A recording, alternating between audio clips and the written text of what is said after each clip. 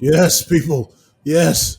You are back in Coach E's neighborhood with another episode of Coach E Game for All Seasons brought to you by Perfect Time Fitness with your boy Coach E, local neighborhood high school basketball coach, local neighborhood high school track coach, local neighborhood high school football coach. Also, most important, co-CEO El Presidente at Perfect Time Fitness and Meal Prep.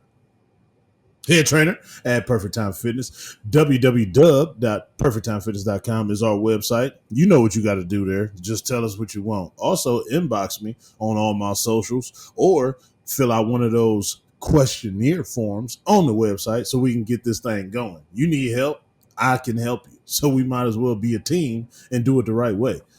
Also, with this episode and all the rest of the episodes before this one, you can go to the Coach E's YouTube channel, type in Coach E Game for All Seasons, and go ahead, sit back, relax, and enjoy all the content that has been graciously put up on that thing for you. Trust me, we do a damn good job. I'm conceited, so I'm very happy about my product. What about yourself? Anyway, I got two assistant coaches all the time that help me on this thing on the left hand, my right hand side. Left hand side, I got BC Byron. What up, BC Byron, on the left hand side? Nah, man, hold on, man, because you got to play the crickets. For the other coach is supposed to be on the left side. I always get the crickets. Well, why you don't get the crickets? I'll be a cricket. Cricket, cricket, cricket. Excel. Cricket, cricket, cricket. Was good. There you go. But yo, man, what the hell? I know we gonna talk about it, but I seen somebody new on the big stage, Kansas Shitty, right? Mm-hmm. His name was Patrick Watson. Patrick Oh, Watson came in, stepped into Patrick Mahomes' jersey, and he was out there playing crappy. But I know we gonna get to that. Yo, it's not your boy, but your favorite grown ass man, Mr. Taboo Timmons. Low energy about it all. Low energy about it all. But on the flip side, on the good side, I got my Cavaliers gear. I had a whole spiel about that, but we okay there. So still rolling with my boys. Cavs, Cavs, Cavs. What's up? well, before we go any further, B, let me take this time to apologize to you because you did sneak the tagline in nice and smooth last week, and I criticized you for not saying it, but you actually Yeah. said it. So my apologies to you, brother. Appreciate it, appreciate it. But on the flip, I got to say it like 4, 5, 6, 7, 8 times, so it's all good. It was Hey, all good, you know. definitely made sure the people heard you. Yes, sir. On the right hand side, I got No Hat Zen. What's up, Zen? Cricket, cricket, cricket, cricket. Oh, okay. That's what's going on. We'll figure that problem out later on. But since we got one assistant coach and Coach E in the building, we do have a fire guest in store for y'all this evening. It's his second time on the pod. Second time on the pod. You know if you doing something right and you make it to the second time on the pod. So he did something right the first time. We're gonna see how good he follow it up on the second time, B. There's a lot of pressure on that man. So I'm gonna go ahead and throw it to him. Sure. Lil Cuz is back. Myles Yes. Campbell in the building. What up, good fella? What's going on, man? What's going on? Thankful to be back a second time, man. I appreciate y'all, fellas. Well, What up? What up? we actually appreciate you because you're gonna help us and the people out with whatever you got going on. So Gotta know it. before we get into all of that Randy Watson little talk that Byron was talking about, we got to get to the good stuff to help the people out, especially for this time of the year. Everybody know what time of the year it is, whether Yeah. you're black, white, red, brown, Haitian, Mexican, Yeah. Gulf of What America. time is it? Oh, What tax! time is it? It's tax Oh, time. Tax time. tax time. Tax time, Last year was baby. tax Tax time. Okay, time. tax Come time. on. And there's no Come better on. person to help us with this tax time conversation other than the boy Myles. So, Myles, let the people know what you got going on, how you can help them, and how they can get in touch with you. First of all, before we do that, tell us Okay. about how you got your situation started. Okay, cool. Yeah. So, as we said before, I'm a returning guest on the pod. If you are a avid listener to the pod and you remember my episode, my background is in financial literacy. So, finance has been my bread and butter since high school, man. So a good friend of mine, Alonzo, the owner of Good Vibes, Good Time Studio in Roseville, Michigan. 9 to 5, he does casework.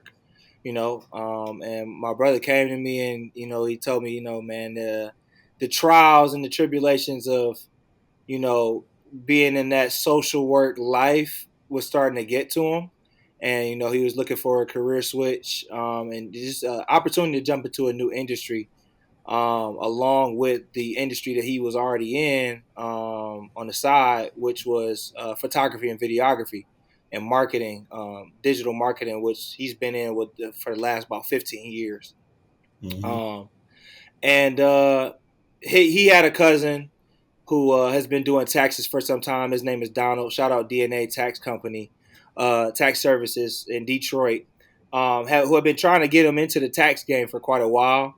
And when he wanted to get started, he hit me up because he knew that was my background. That was my bread and butter.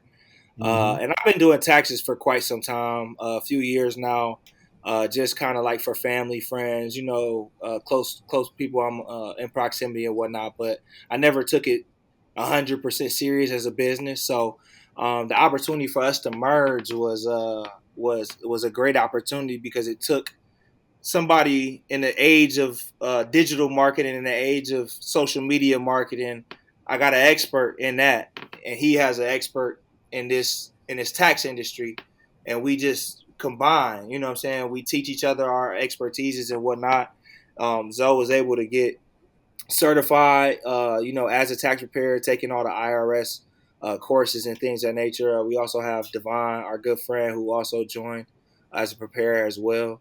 But yeah, man, we were able to just go crazy in the training aspect and preparing aspect over the course of last year. And since the beginning of this tax season, man, the reception has been fantastic. We've been able to put out grade A marketing in house, and the reception between our personal and our personal families and our friends and our personal uh, you know friend bases on social media and things of that nature. Like, we've been able to push a lot of returns through and help a lot of individuals and families this tax season and before. Very So, nice, very so how long have you actually been doing taxes? Did you give us a year number of what's going on? Yeah, so I personally have been doing taxes for about 5 years now. I've been doing Okay. taxes, but this is our first season that we are actually doing it as a business, and as in official capacity. But my background, my degrees in finance, my master's degree is in business administration. I've been in corporate finance for 7 years now. This will be my seventh year, and this is literally my career. So the transition into entrepreneurship with it wasn't hard at all. So now drop the company name and how they can get Yeah, in touch with you. We're gonna say it more than one time, but just to get it yeah, started, what's the company name and how can they get in touch with you in order for you to help them with their taxes and everything? yeah, for sure. Our company name is Goodfella Tax and Strategy. We're located virtually. We have an office in Roseville that we use on an appointment-based basis, but for the most part, 90% of our business is done virtually. You can catch us at goodfellatax.com. That's GoodFella tax.com, and at Goodfella Tax on all social media platforms. You'll be able to reach out to us directly through those business pages and our personal social media pages as well. Most tax professionals don't dig deep to find every credit you qualify for. That's where we're different. We uncover every dollar owed to you. So, file with the Goodfellas. Now, that's pretty interesting. Hold on, I gotta unpack that there for a Come on, second. I come got a on, question. Mm-hmm. So you say virtual. You say virtual. You're a virtual office, fully, virtual tax preparer. How does that 100%. explain to people? How does that work? So you don't have to physically print your documents out. You don't have to meet me at a physical location, anything of that nature. If you follow our website, it'll easily direct you to our client portal where you can set up, just like TurboTax, H&R Block. You can set up a client portal, add your information, add your W-2s. And whereas from then, as soon as you set it up, we get a notification. We take a look. We add everything that you got in the portal and if we need anything, we'll get you a call or, get those documents. And from that point, we take whatever you gave us, input it, and then we'll set up a call with you and sit there and tell you about your tax situation. We'll tell you about why you are getting taxed the way you're getting taxed this year, what you put on your W-4.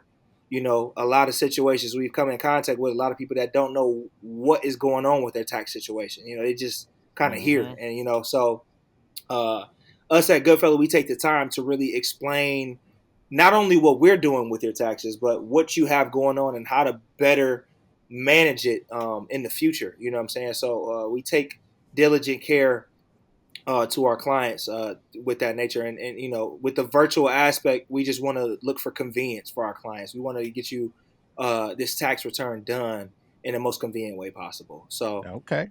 yeah. You get more virtual or more physical clients? Way more virtual. We do when we say physical, we take it on appointment only. And when we only take those types of appointments, those are usually for like elderly individuals who obviously are not as technologically savvy, or a small business that might have a lot more comprehensive, more documentation that we need to kind of take care of prior. I'm very familiar. Yeah. Very familiar. Yeah. That's for one, confession. Yeah, confession. I used to work for Block. Hey. I was an H&R Block tax preparer. Mom, she do taxes, but with the small business. So yeah, with the small business, I go to a guy at Block because I'm one of those guys. I got my damn taxes cost me $600, but I don't care because I write it off. So hey, no, and that's what you're supposed to do, man. I can't tell you how many times we've saved a tax situation from a person not knowing exactly how to manage it throughout the year, or not knowing that they qualify for some deductions or credits. And that's cool, man, knowing that the business and yeah, for sure. Yeah. So my last question, E. No, all day. I got all day for Goodfellas. Okay. Cool. I got this Tesla truck I'm gonna go buy tomorrow. I need you to write that off for me. How we gonna do that? Okay. You mentioned that you got a small business, correct? Yes, sir. Do you use that Tesla truck to handle in your business, to transport yourself to any of your business and things of that nature? Of course. We drop off computers, we pick up product, we, deliver, we pick up, we meet with clients, all kind of stuff. Okay. Do you use it strictly as a business vehicle, or do you use it business and personal? Business. Business Strictly only? business. Yes, sir. Okay. Even better. Even better. It's a write-off right there, but if you want to add some advertisement or decals to it, I can write you off even more. Okay. I like the sound of that. But yeah, it's already a write-off. As you put it right there, that's a write-off, brother. All right. Okay, E. I got my tax question. Oh, wait, I got one more tax question. Come on. I'm here. I'm here. This is what I'm here for. All right, so tax season, I'm used to it being late January to mid-April, right? Okay. So what do you guys do after mid-April, that in-between time, that after season, the post-season? I love it.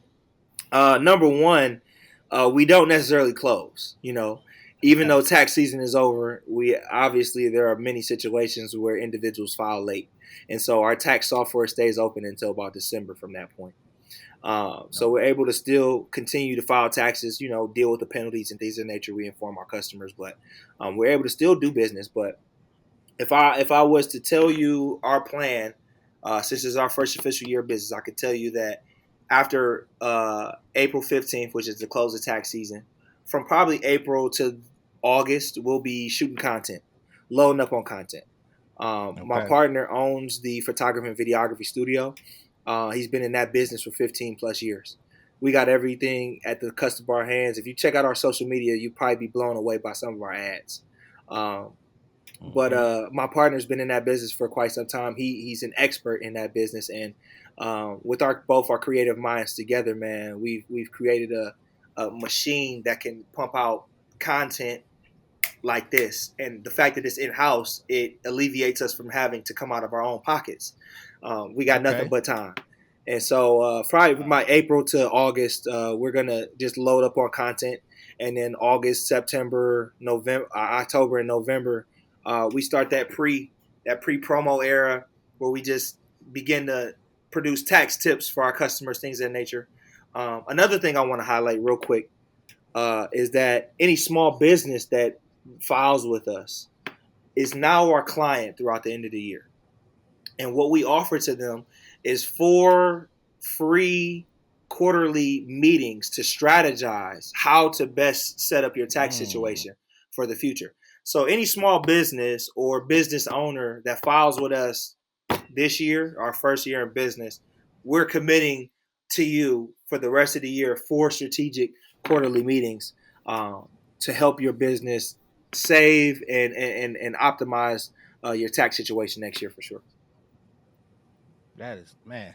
Woo, that's great. That's great because a lot of business trying to figure out what I write off, what I don't write off. Expenses. Obviously, helping them, coaching them with expenses, what to spend on, stuff like that, towards the write off. So Yeah. that's excellent. But you said something about this software. So you guys created or you found like an off the shelf solution? No, we went the original tax cohort that we were in. They utilized a certain software to which we were trained on that, and Okay. we utilize a pre-made software right now. Okay. So Okay. yep. Now I love it. Okay, E man, 'cause I got more. Hey, Come no, on, that's E. cool. But since we parked right here anyway, I was gonna bring it back here before you even brought back up the social media stuff. I was gonna go ahead and say how impressed I Yeah. was with those commercials. Those commercials are A1 commercials. So Yeah, I just talk appreciate to the you, man. people. Yeah, talk to the people about how much time goes into shooting each one of those commercials. And just like you said, you brought up that you was gonna take that time in the off tax season to create more content. How much Yeah. time do y'all spend on each individual commercial? Because people, y'all got to get on these social media and see these commercials. Like they really should Yeah, I be saw on one. TV. The quality of it, Yeah. the video quality of it, and just the overall message and how they prepare and just the presentation of it is pretty damn good. So, how long do you Yeah. take per commercial to get that stuff pumped out? Man, Ev, it's funny, bro. When I first got behind the camera, you would have, this shit is not. Oh, we can. Yeah, I'm you sorry. good. Yeah, yeah, you Okay, Yeah, good, you yeah. man. good. This shit ain't easy, bro. Like this shit is a Mm-hmm. work in No. progress. People, when getting behind that camera, trying to remember lines, things of that nature, it could just be you and the camera person, bro. That shit is hard. Mm-hmm. So I can tell you, man, from last year when I just got originally, I was starting to shoot some promo for my original consulting company that I started called Spook Enterprise, and I shot it with Alonzo probably 2 years ago, right? Mm-hmm. And man, we probably shot 2 60-second videos, and it probably took us 3.5 hours because it's not an overnight thing. You really got to practice that. I looked at people. I would look at people like public speakers that I know that could just grab a mic, man, and just flow. And that's not something that just happens overnight. You got to practice that. So nowadays, a promo, a 1 minute reel or TikTok or that style of video, probably. I'll give you an example. Because we've polished over the time. But I don't know if you saw the bonfire video, and we can Yeah. probably reference it later. But the bonfire video that we shot that after the Mike Tyson fight recently, the one a few months ago. Mm-hmm. After the Mike Tyson fight was probably over at 1:30, right? And this is what gives us the leverage over the competition. Mike Tyson fight was over at 1:30. It was me, my boy Alonzo, and my boy Vaughn. We in the basement of Alonzo's crib. We watched the fight together, and we were like, man, we together. Shoot, we up. Let's knock let's it shoot some out. content. Let's knock some content out. So at first we was about to shoot to the studio, which is right up the street, Zoe's studio. But we like, man, let's figure it out right now. So none of us had ideas, right? I know personally that Alonzo, he can shoot anything, but he prefers scenic shooting. He prefers scenic scenes. He prefers outdoors. So I'm like, man, let's shoot a bonfire video. He got a bonfire set up in his backyard. Let's shoot a bonfire video and let's create something. So I go on ChatGPT. I develop this script real quick, right? While I'm doing that, Alonzo's setting up outside. Once you look at this video, man, it's 3 different angles that this video is shot from. Shot from the direct, when you look directly at us from a straight angle, it's shot from an individual angle on the right, and it's shot from an individual angle on the left. Alonzo was the only person shooting, and me and Vaughn were the only person talking. There are only 2 people talking, right? Alonzo had a camera. He had a camera on a tripod. He had a camera on the garbage can. All recording these scenes in sync. This video went from being birthed as an idea and at 1:30 to being fully shot and edited by 4:30 in the morning. So that's a 3.5 hour. That's a 3.5 hour turnaround. You get what I'm saying? Good. Yeah. But you got to think of that's all in house and that's free. So if you are a rival company and you want to develop some promo, you got to call a person. You got to spend some hours developing this. You got to get all that. You got to, get all this stuff together to shoot this. This might take 2-3 days. It might take longer. It might take a week if you can't book them on time.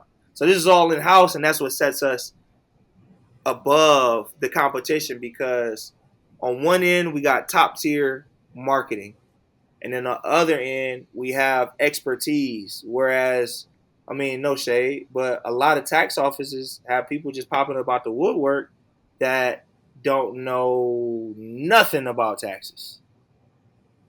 Literally. They just literally. They get the fold in their arms and come to me to get your taxes done.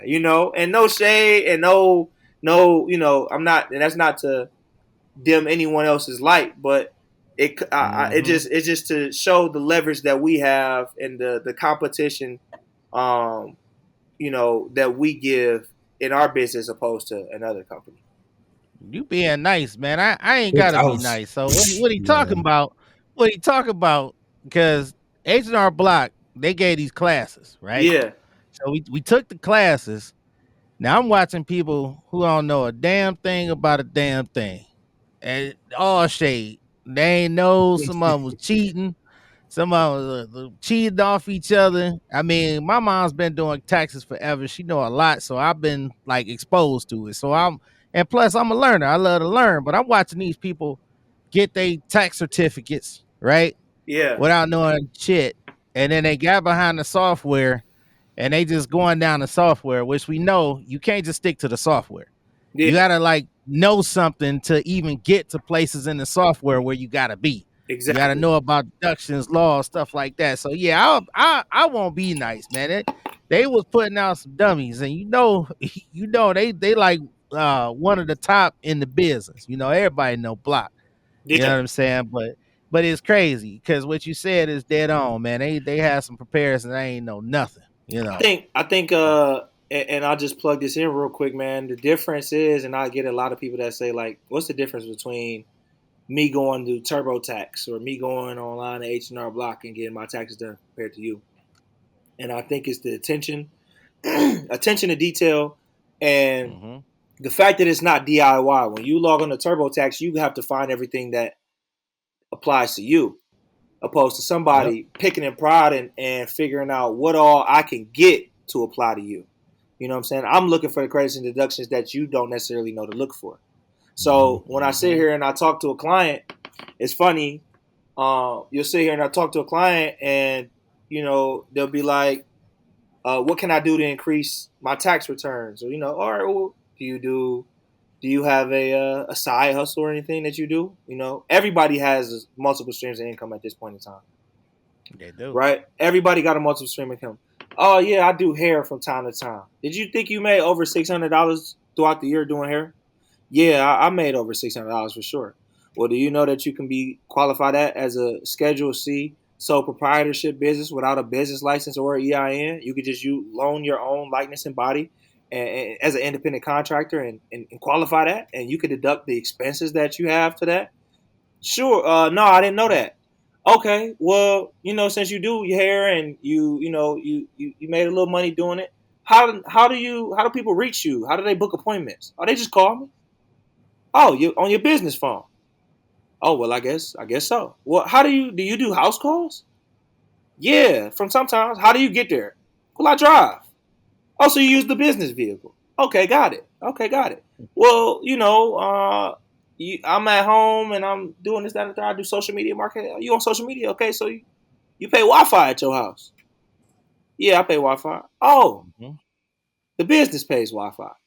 You know, things like that will blow your mind. And even if you didn't do it on a large scale, it still applies. The government want to know about every dollar you make. Period. They want to know about every single dollar you make. So if you're willing to tell them about more, but you could tell them how much you spent too. You know Oh, what I'm stingy bitch. saying? As much as you tell them how much you make, let them know how much you spent, and you'll be surprised how much qualifies under some taxes, deductions, and credits. Man, you'd be surprised. Man, go see him. Go see him, people, because my man speaking some truth, man. He just told y'all how to go ahead and deduct some stuff that product you buy. Yeah, Sometimes you got a little waiting room, your TV in the waiting room. yeah, And look, this why I knew it was time because I know some people out there, and moms. She took me as far as I can go till I started learning stuff like that. Now I yeah, got a Jewish gentleman who turned me on to some stuff, and he was like, "Yo, you got a spot in the house," and he found utilities, part of the yeah, rent. yeah, You know what I mean? And I was like, yeah. yeah, I got an office. Like right now, I got an office set up right Got here. an This office. is one of my satellite offices. You know Come what I on, mean? This computer, brand new computer. come This on. everything we own right now. So my man speaking some truth. He know what he talking about. I Indeed, love it. indeed. And I'm gonna go ahead to our own home too, B, because that's what set us apart from all these other podcasts on here or out here. Period. A lot of people just starting. We did this a long Hmm. time ago. We about 4+ years into this thing, so we didn't had to learn while doing it, not just Hmm. trying to learn and then do it. Learning while doing it, to me personally, is the best way because you immediately find out what works and what doesn't work, what they like and what they don't like, and you can alter it while you're still doing it instead of pausing it. Okay, that didn't work, then starting over. Because you never know, if you would have kept going, that thing might have worked, but now you didn't change the whole concept. Now the whole formation is totally different than what you had elected to start with. So now you all out of sorts and really don't know what you're trying to do.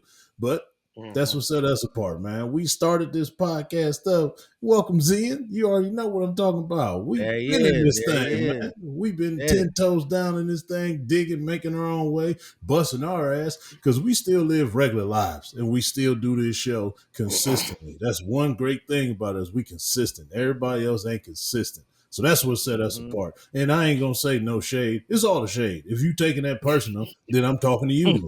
Yeah, we ain't gotta be Hey, nice, do we? You know what I'm saying? there you go. But I There do you got a go. question though. I got one more question. God damn, I'm taking Bro, all the ask the questions. question. Stop staying one more. You might have another one. It's cool. I'm here. I This might, what I'm. I might, I might have another one, but nah, this one is going back to your content because you Okay. brought up a good point. You guys, and when he showed me one commercial, you got to see me. I got to see the rest of them because I Yeah. love stuff like that. And you are 100% correct. People don't realize what it go into shooting content. That's when people talk about the YouTubers, all they do. No, they put a lot of hard work into what they do. That between Man. going in, shooting, writing that script, practicing that script, editing, lighting, and getting it right. Like you Yeah. said, it took 3 hours to do 60 seconds. Yeah. You know what I'm saying? So, but after you create that great content, Yeah. take us through what you do to get it out there to the people. Besides just post, what else do you do to get it to the people? The first thing we do always is go through Alonzo's wife, Taylor. So shout out to her. She the warden. She the sheriff. She's gonna give it to us the hard way. Like it's been times where we didn't Mhm. had a whole video, shot it, edited everything, showed her video. She like, I don't like it. You should do it like this. Redo it. And you be Okay. like, God damn. But it turned out to be the best version of anything we could have came out with. So number one, Taylor, we go through Taylor. And then we go through like our immediate kind of peers just to kind of get their feedback, like anything you notice. I have a Mhm. homegirl, shout out to Kyra. She's a big time corporate consultant. Okay. And I always send it to her, get her high level. What does this look like from a corporate side, a corporate perspective and things of that nature? How does this look to you so that we can know that we're still appealing to a corporate demographic or a more professional demographic, not just our community or our immediate demographic. You know what I'm saying? So Yeah. um, Out the hood. yeah, Right. yeah. Big artist. Yeah. Man, No Tubi movie. I be trying to be politically correct and whatnot. Yeah, I But, know. I you know. know, but no, man, we always shoot it out for feedback. Taylor usually is one of the final says, and from that point, now we utilize a lot of Instagram promotional tools and things of that nature. Paying for ads is essential. If you want to be a Mhm. part of the algorithm, man, you need to pay for some ads if you really need to get your message out there. And so we've been able to reach over hundreds of thousands of people with our average views being at about 15 to 20,000 per video. So Nice. we've been able to get some good traction. One of our most popular, I think that we found that brand identity is everything, right? So if you look at our videos, like you said, you take a lot of time in editing. If you look at our videos, you'll notice one thing: you always see our logo at the end or in a Mhm. cutscene. I want this G right here to be a household G. I got this. I got this shit tatted on me, man. Like I want the Right. Goodfella G to be. I want that to be household. So every time we mentioned or every time we brought up, I want that G to be remembered and I wanted to be seen. We have certain sounds. If you notice across our videos, we have a horn that comes on. When you see that G, you hear a horn in the background, and Mm. it's just a repetitive sound that we study that people catch on Mhm. to these things. And when you hear da da da da da, I'm loving it. Like Mhm. you already Yeah, saying yeah. that. So Yeah. these are all things that are concentrated upon in our videos. But we think that brand identity is the biggest thing, and so one of the major things that we focus on is in my years of corporate work, the last probably 4 I spent working from home. And I sit in sweats all day and I chill. I'm at the crib. Mhm. I'm working. Don't get me wrong, but I'm at the Right. crib. It's very more lax environment rather than corporate. When you think of taxes, you think serious. You think folding arms. You think suit. You know, one thing we wanted to convey to our demographic was that I got the same expertise and the same credentials that the person in the suit folding their arms or Yeah. got, but I'm chill with it and I'm gonna walk you through this. I'm Yeah. a we're gonna be personable. We're gonna provide an experience that's not so uptight and serious, and it gives you an educational value at the same time. We want you to feel like family when you come to us. So Mm. it's the And you know essence what? of being a good fella. Go ahead, Evan. My fault.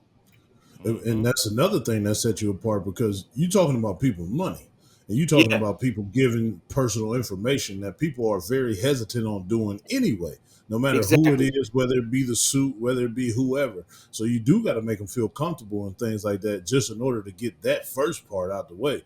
Because you coming, Yeah, just like you said, you got your beanie on, you got your sweats on, you tatted up. They like, yeah, this dude really do taxes or is he trying to steal yeah. my identity and all that stuff? So that's good that you got a good track record already in the first, not even a Mhm. year in the business yet. Yeah, So that's good that you're breaking that barrier down and getting people comfortable in order to work with you. But that yeah, Pavlov dog strategy worked pretty damn good too. Yeah, That no, home with the G. That's perfect. Hmm. That's great. yeah. Dog. If you Yeah, see our videos, a lot of it switches from professional to casual. We give a yeah, good balance of both, right? So we might shoot a very informal and very direct video, but then we might also post the behind the scenes and the funny part from shooting that Mm-hmm. video. Personable. To show that we're personable. This shit didn't happen in one take, and Mm-hmm. we joking, we kicking it, we having a good time doing it, and we even we dispel a lot of misconceptions in that as well. One of my favorites is our last video was, "Hey, I can't get you 40,000. I'm not the guy yeah. to That's the one. come to. We are not the guys to come get you 40,000. I know that what Pookie and Ray Ray got you. You know what I'm saying? When they put that PUA and they did that one thing and that they claimed that one credit that you really ain't supposed to pay. You know what I'm saying? Right. But I can't do that. I'm gonna get you we gonna get you every dollar that you owe legally, and we're gonna find each and every dollar. But after that, hey, you know what I'm saying? So, but we were able to convey that message, like, hey, we're not doing no fraud, but we're gonna Oh, get you. We can good. get you. But it was funny. It was personable. Yes. People liked it. People shared it, and we don't get those people that be like, hey, I need.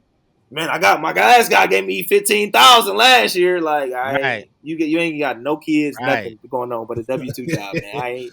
Come on, man, help me out here. I got to channel my inner Zen right now because I got to unpack that a little bit more. This for you, Zen. So look, right there is valuable what you're doing because I'm gonna tell you what you're doing. I'm gonna play the game like Uncle Sam said. You playing the game like Uncle Sam said, right? Yeah, So what you're doing is you taking away the intimidation of tax law, right? yes, Corporate people, because believe it or not, I'm corporate. I worked yeah, in corporate. People are like, oh my God, you worked in corporate? Yeah, I worked in corporate. Corporate can be very intimidating. The guys with the suits, very intimidating. So what you're doing is for one, you showing that people that look like us can be corporate, yes. knowledgeable, and loose and fun at the same time. There you go. But you ain't all the way like homeboy around the corner who gonna jeopardize they future, they freedom, your freedom. Because a Yep. lot of times what they do, this the game people don't know. What they do is they put down that you prepared it to take their name off of the The document, lot. Yeah, right? yeah. Why they getting you 15, 20, $30,000. I just told my dude about this. I'm like, Yeah, nah, they do bro. self You see what he prepare. did? They do self prepare. Self-prepared. Yes, Yeah. sir. Yes, sir. That's how they take the jeopardy off of them. So y'all don't do that. Once again, that's excellent what you're doing because you're showing I'm cool, but I'm not gonna lead y'all astray. I'm gonna show y'all how to get this the right way. You know what I Absolutely. mean? Because a lot of times people saying with the PPP, not to get on the soapbox, Yeah, but we know what people did with the PPP, yeah. right? They Whoa, went whoa, out whoa! stole. You What? can't be all bullish early and say I'm gonna be mean. Then now you talking about I don't mean to step on my soapbox. Get on that damn soapbox. Don't be pushing back Get on now. that soapbox. Yeah, they All need to right, hear it, B. man. Folks came out with this PPP for Yeah, folks that was when it was COVID and they came out and the government was nice. They knew what y'all was doing. They knew what y'all was doing. They made it easy because guess hmm what? It fed back into the economy, right? yeah. For all y'all to steal money, but some of y'all went too far. And what was disappointing was that a lot of people didn't even do nothing with the money, Yep. right? I had people, man, the average Man, was $20,000. That come was on on, the average. come I on. had people with 40, 60, $80,000. And what y'all do? Y'all got all the Jordans. Mm-hmm. Y'all got old ass 1942. cars. Lamb chops in 1942. 1942. Right. Gone. It's all the steaks. Yeah, y'all ain't even do nothing with the money. You know what I'm saying? They know what you're doing. So again, man, I had to unpack that. I had to highlight it because that's excellent. You taking away the intimidation, then bringing it back. Like, look, I'm gonna look out for you, but I'm not gonna jeopardize you either, or you. Yeah, and we'll So and that's we'll it. and the one thing about us, man, we gonna keep it so real. We like, look, you can go and check out your numbers with them, and Mm-hmm. we'll leave your file open if you decide you want to just come on back. Like, we ain't tripping. But yeah, we not the Do people guys. come back? We've had some people come back, but man, it's been so. Yeah. You'll be so surprised, man, how many people just don't know what's going on with their taxes. They Like don't. we've had people hit us up like, "Hey, I got my taxes filed last year. The IRS blocked it. I don't know what they did. I look at the transcript. I'm like, yo, did you have a business last year? No, I just had W-2.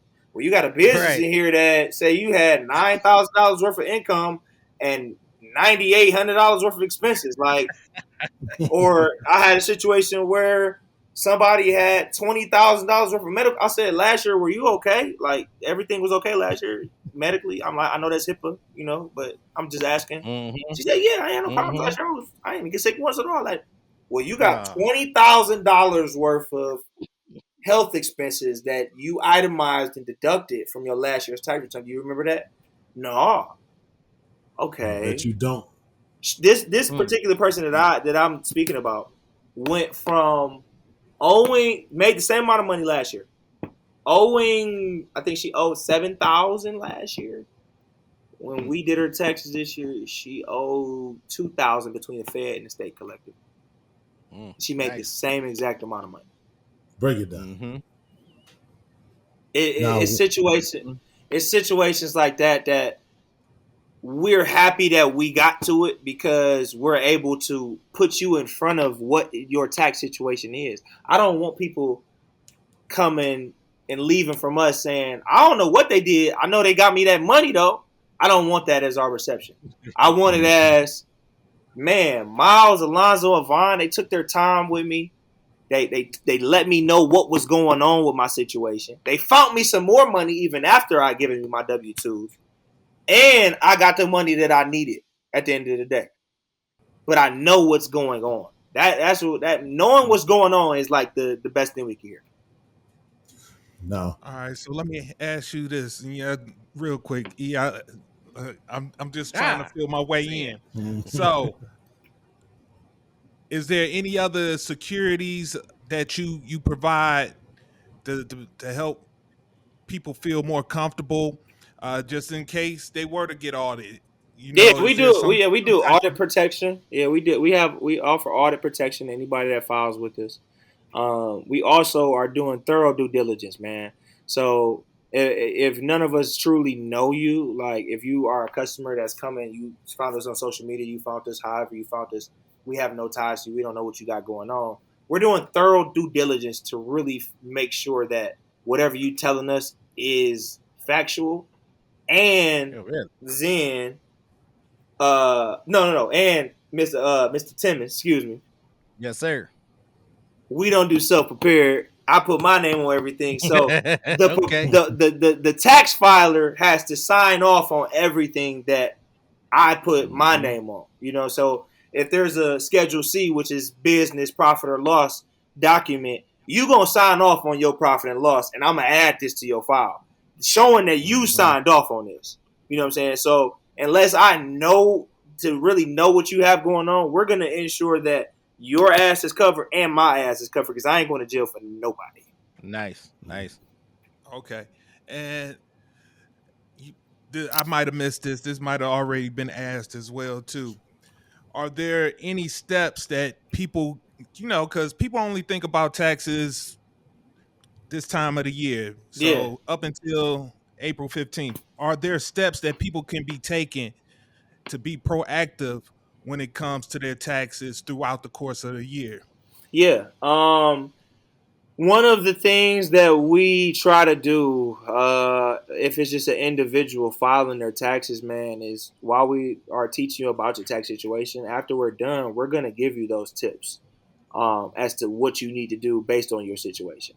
When it's a small business owner or something like that, I explained earlier that all our small business owners are they automatically get the opportunity to have up to four strategic tax strategy meetings for once a quarter. So one meeting per quarter for an entire annual year. Just from them following with us this year, we'll meet you with you and kind of strategize and see where we need to kind of pour into these buckets and things of nature to make your tax situation better, whether it be pre-tax payments or anything like that, quarterly payments, or just strategizing to make the tax season better for the next year. But I also explained that even after April 15th, we're still open. So if you're a client of ours, we're going to be in contact with you, and we're going to still have that door open for you to call us and, talk through any consultations throughout the year. Okay. All right. Mm-hmm. So you talked about so as an entrepreneur, do you feel that it's better to do things quarterly, or you feel that it's best to to make the quarterly payments, or do you need to? It's best to just go ahead and go throughout the year and wait till the following year and handle I, everything at once. I mean, honestly, man, it depends on your situation.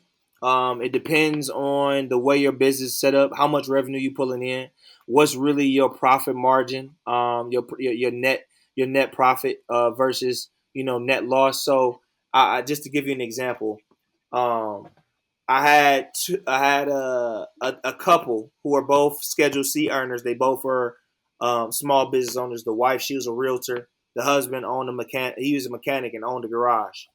Um, they both make. I think she made about 70K. He made at his garage about 170. Right, so they made about 240 collectively, revenue wise, and after taxes. I mean, no, after expenses, their household income was, let's say, about 85,000.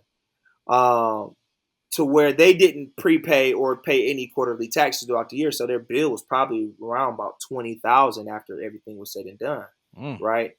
But if they had made those quarterly payments, of course, they would have been it would have been caught within their net cash flow. It would have been caught within their cash flow within the year. So it's a little bit less of a liability, and it takes the opportunity of having to pay that big chunk of money at one time at the end of the year. If it's a situation where you ain't reached that 100K mark at your business yet, you ain't reached 50,000. You just you do your couple thousand a year, and you write off what you write off and things of that nature. Nah, it's up to personal preference. How much working capital do you sit with at a time? Are you a business that literally expenses out what you bring in, or do Spend it you all. or do you build working capital within the business to then pay a big chunk of money off? If you build working capital within the business to pay a big chunk of money off, then the quarterly might not be necessary, so you can keep that money flowing. If you're a business that generally either has a small profit or you usually take a loss every year, then it's not really necessary. You know what I'm saying? It all depends on you and what you want to see your bank account look like at what point in time in the year, if that makes sense. Losses are okay. Wait, hold on, Zen. I got another question. Okay. I got to do this for my gamblers that's listening, man. All my gamblers. So, Okay. capital gains and losses. You a stock guy. You a financial guru. Capital Yes. gains and losses. Of course, we can put that on our 1040 long form. Correct. Yes. So now I know you could do lotto tickets, but it's an uptick of people and gamblers. Can we put our FanDuel losses on our taxes? Yeah. So it's tricky. So number one, you have to itemize your deductions. So you really got to be a big Correct. ass gambler to really be throwing your gambling losses on there. But the difference is Mm-hmm. you still have to be net positive. That's what people don't Okay. understand. So you have to be net Yeah. positive within a year. So what does that mean? If throughout the year, between all your wins and losses, you only made 3,600 total, like you Right. made 3,600, you up 3,600 Right. on the year. You can Right. write off the losses if you want to itemize your deductions, which is not common for regular people. You really got to be up there because if you think about it, for a single filer, your deduction is 14,600, I think, or 13,500. It's 14 or 13,000. For Mm-hmm. married filing jointly, it's about 29,000, right? So you Mm-hmm. gotta itemize over that amount for it to even be worth doing. You know what I'm saying? That's right. Wow. But I'm talking about the people who already itemizing. They already Okay, if got their you're schedule C. itemizing, okay, so if Right. you're itemizing already Mm-hmm. and you are net positive, you can write off the amount of money that you put in to be net positive. You can write off that money. Only if you're net positive. What about my people If who you're lose? if We you're got they net negative negative, 2,000. you cannot write off your taxes. Damn. So you gotta tell them how much you made though. Yeah. Is No, that no, no, no. income? You don't have to. Well, if it's over a certain point. So if they issue a 1099 G, Yeah. which is what the casino will give you if you made over, if you were net positive over 600 or 25. Don't quote me on that. I've been Okay. sipping a little bit, but Cause I got a gentleman right now who, and I ain't gonna say your name, not me. I ain't gonna say your name.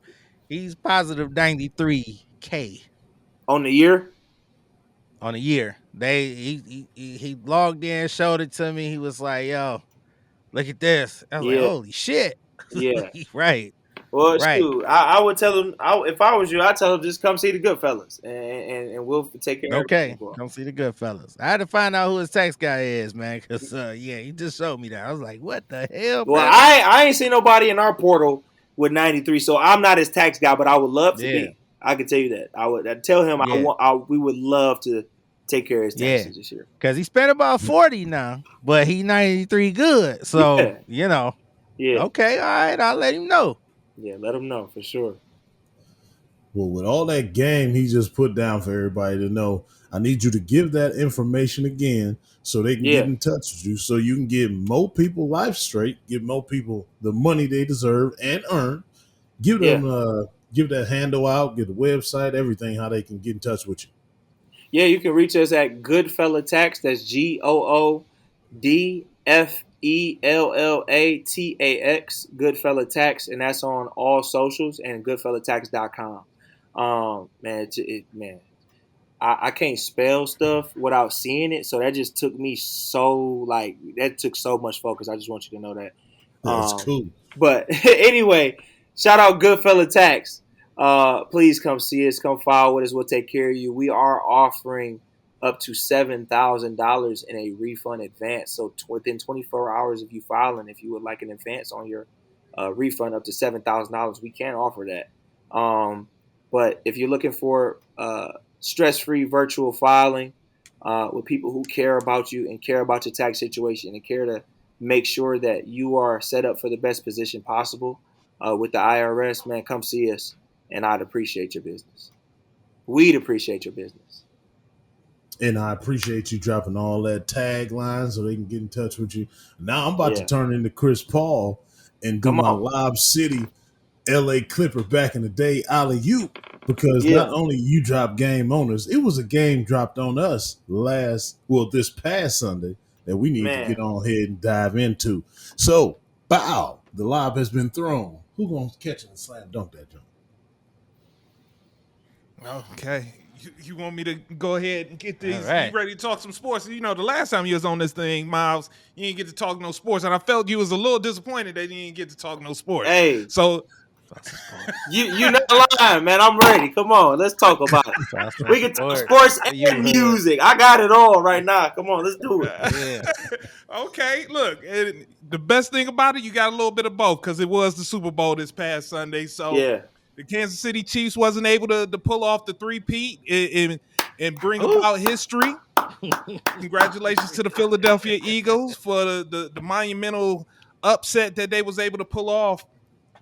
So I need to go around the room real quick. I want to start here before I give you my takeaways from it. So I need to know, what was y'all takeaways from this. It was the final score wasn't really how the game Nah. actually went. So what was y'all takeaways from this? Is it over for your boy Pat Mahomes and the Kansas City Chiefs dynasty? Can they bounce back from it? I want to know, man. So, fellas, tell me what y'all thought about this game.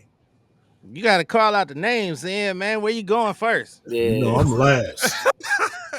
He going last, so that means you got to start it off, B.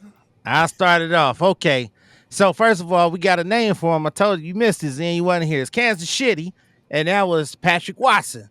So, first and foremost, I say Patrick Watson showed up because I'm going to blame it on his daddy, first and foremost. I'm blaming on his daddy getting arrested with the DUI.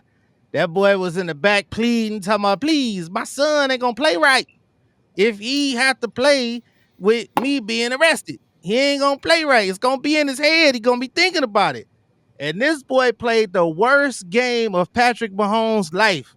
It was the worst. So, aside from other stuff I'm about to talk about, what else could it be? Because that was the worst, and his daddy was pleading with that officer, and they did him dirty, and not just arrested him, took him to jail, but they released the tape of him pleading. So he was even more embarrassing because his daddy is a ninja. He is 135% a ninja. And it's like, wow, your daddy is a ninja. So he got arrested. All right. Second, I was wrong, y'all. I was wrong. I was right about a lot of stuff because the passing was low.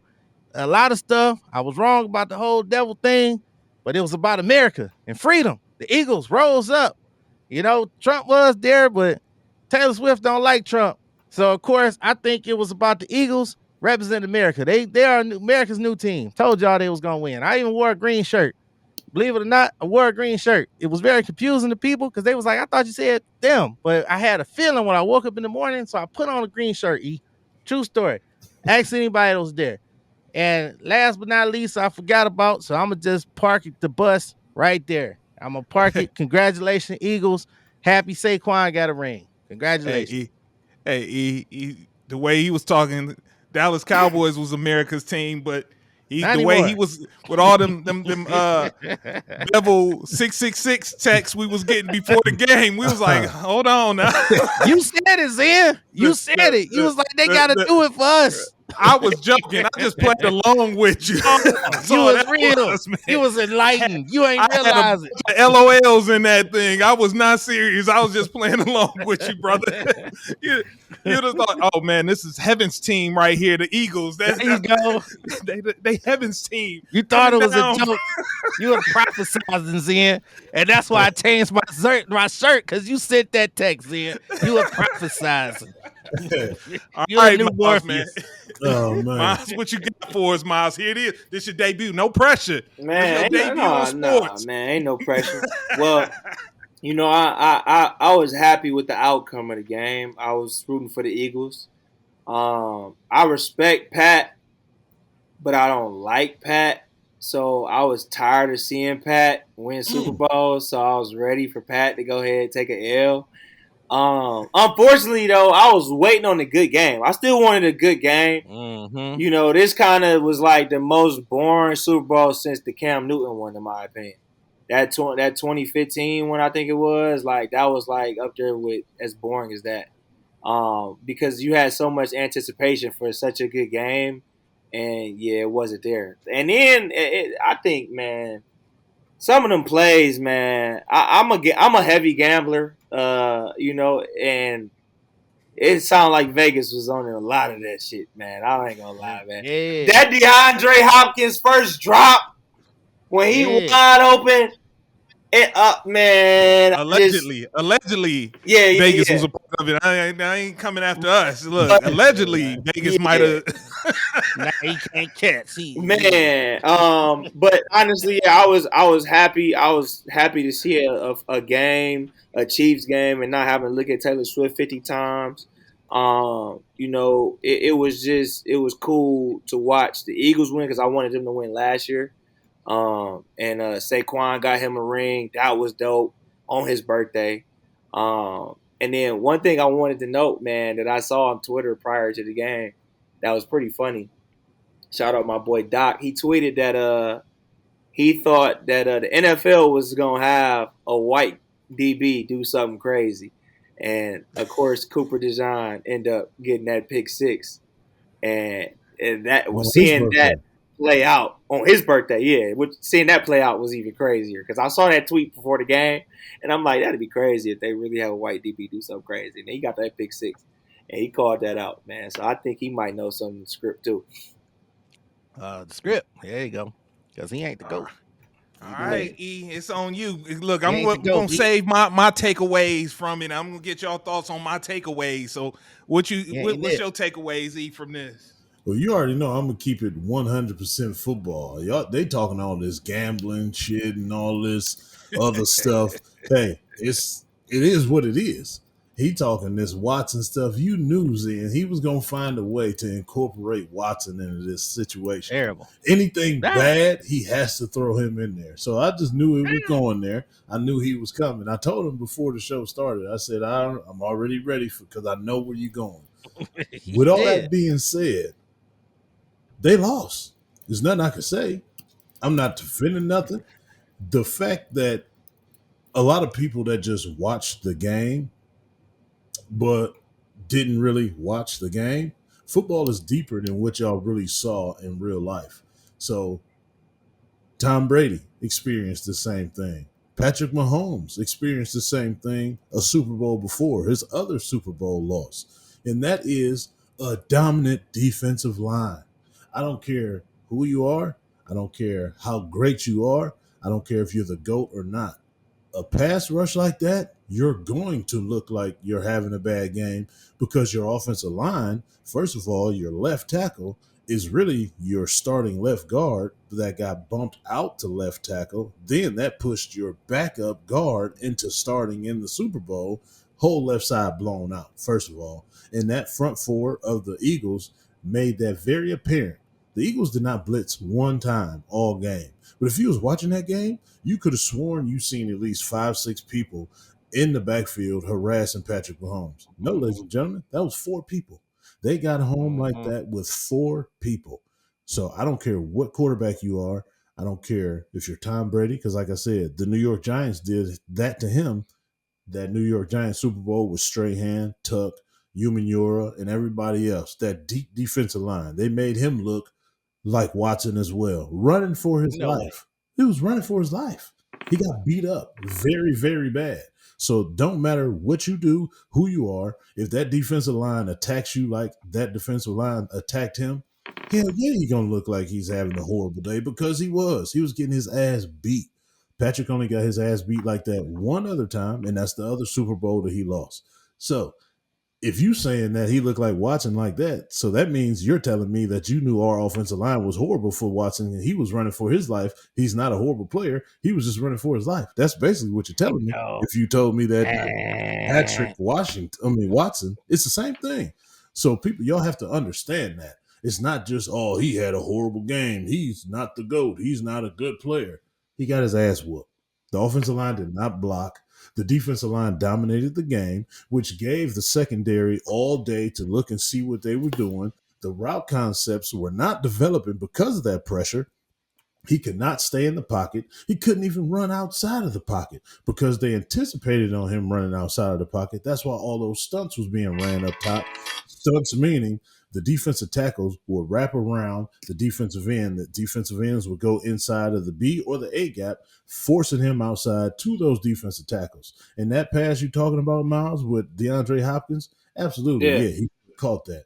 But he was so far under duress, he couldn't even get it to him. It was a horrible ball. It was so many horrible balls that Patrick threw, hence that interception to Braun, hence that interception to Cooper DeJean.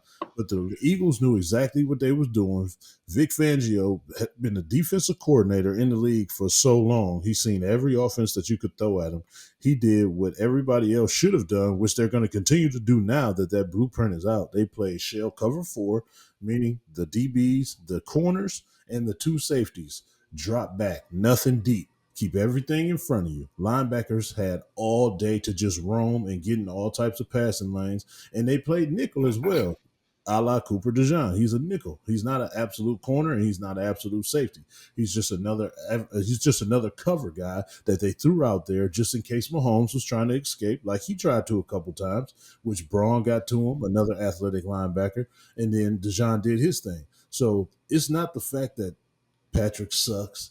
They just got their ass whooped. There's nothing else I can say about that. It's the truth. It's the truth. But the answer to that other question you said, no, I don't think it's over. I think they're going to retool in the areas that they saw where they got their ass kicked at and get another offensive tackle for one. Hell, they actually need 2 offensive tackles so they can put Tony back into his original guard position, and maybe that'll shore up the offensive line. They need to be heavy in the draft on tackle and heavy in free agency with tackle in order to fix that. But other than that, I don't think they're done whatsoever. Patrick is still going to be Patrick. He's 29 years old. Andy Reid is still there. He's going to make the necessary adjustments. They just got their ass whooped in the Super Bowl, and the whole world saw it, and now everybody has an opinion saying that Patrick stinks. I don't agree with it whatsoever.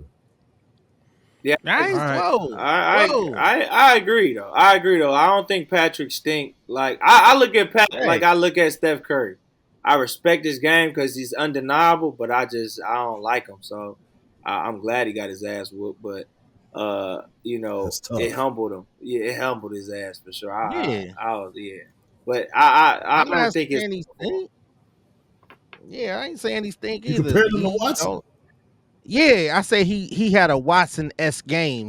I said Patrick Watson showed up to the game, put on Mahomes' jersey, and played.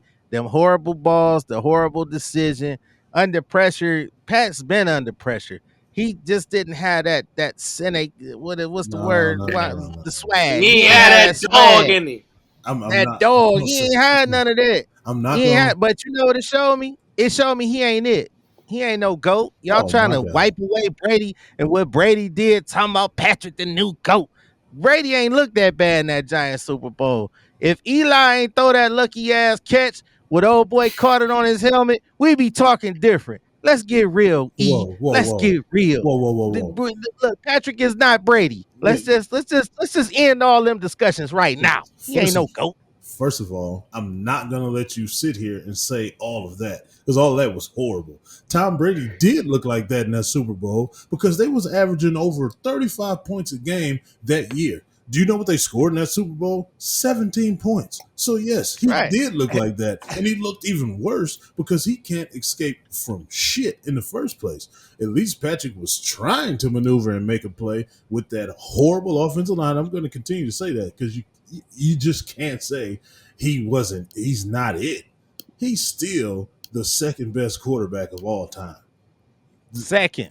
Yeah. Not GOAT. And I Second. never Behind said, who? never said, Behind who? never said he was the GOAT. I said if he wins this third one in a row and Yeah. then wins another one eventually, I will absolutely put him over Tom Brady because Tom never won three in a row. That's a feat that, just like in my opinion, that's what made Bron the GOAT. That Cleveland championship. That's what pushed him over Yeah. Jordan to me. So that would have did the same thing for Patrick over Tom for me.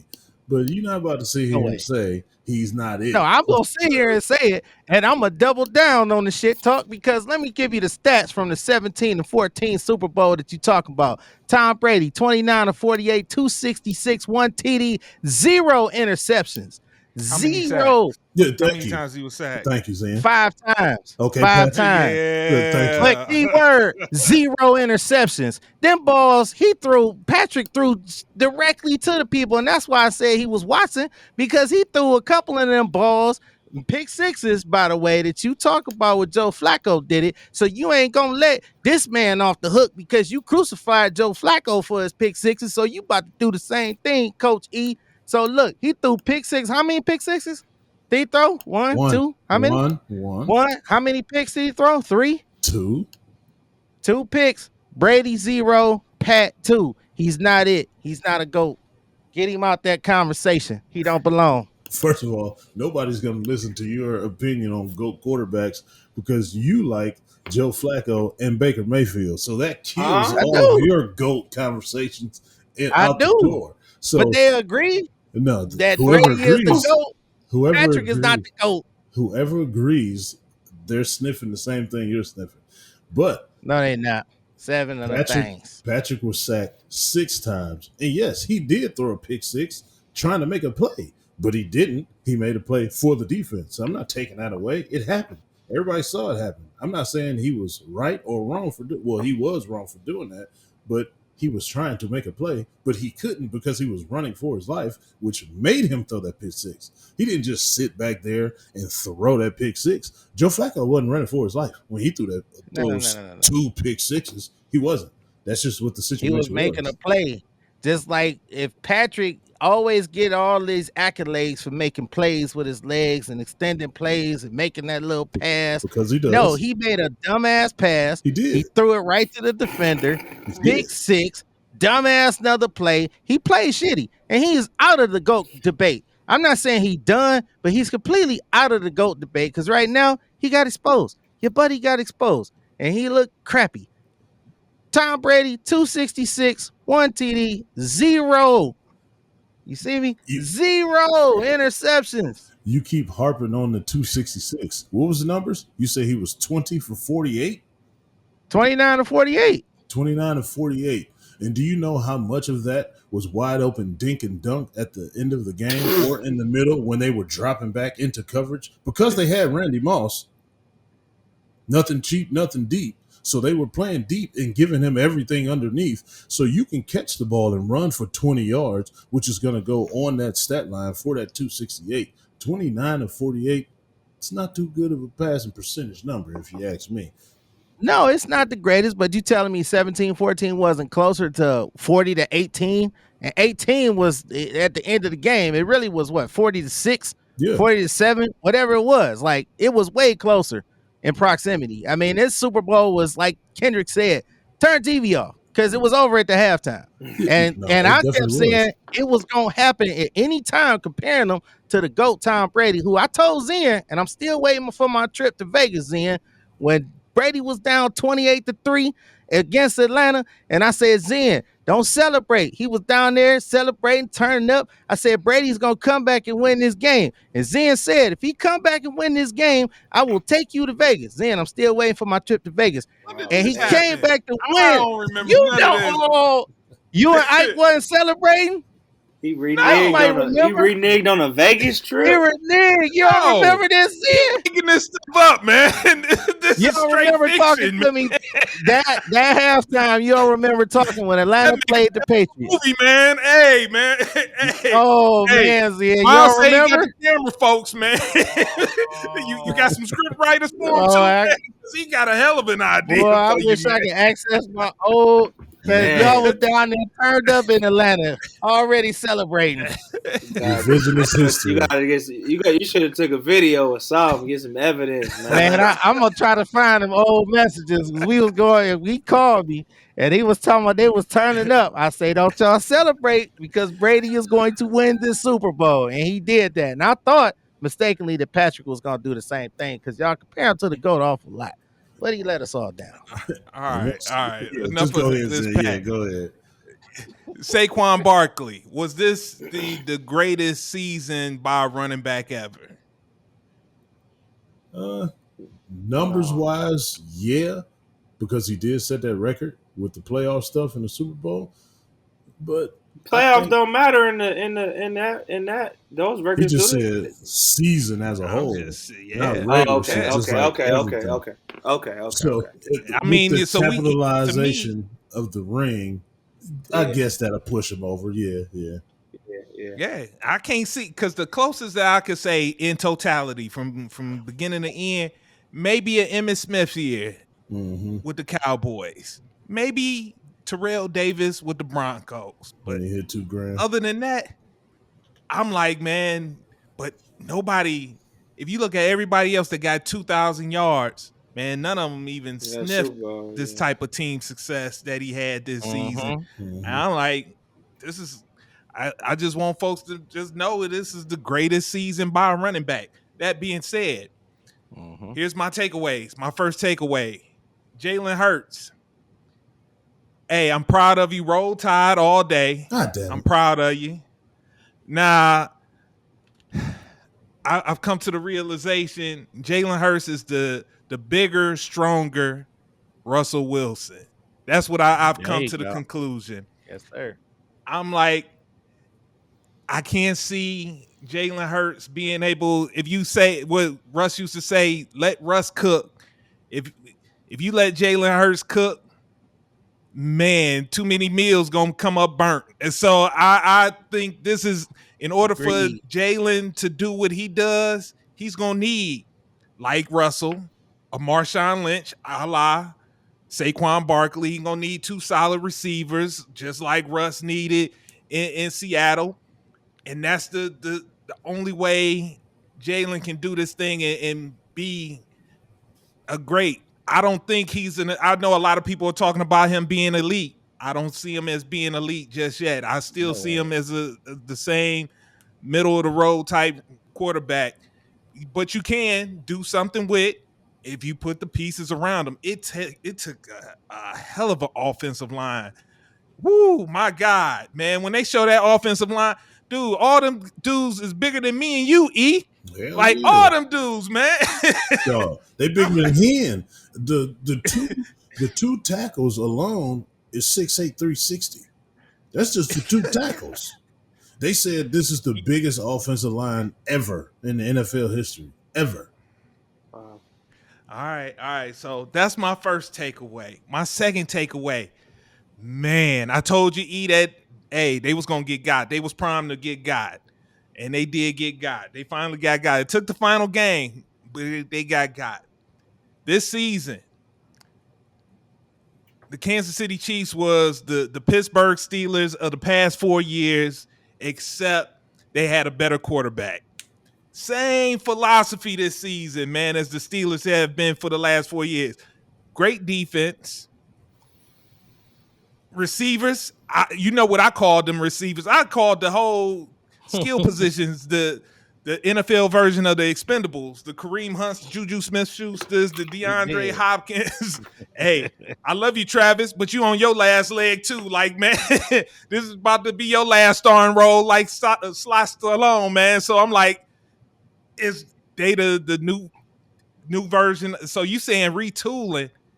Is there possible for retooling if all can they come back with this same philosophy and still bring in retreads to try to get it over the finish line? It worked this year.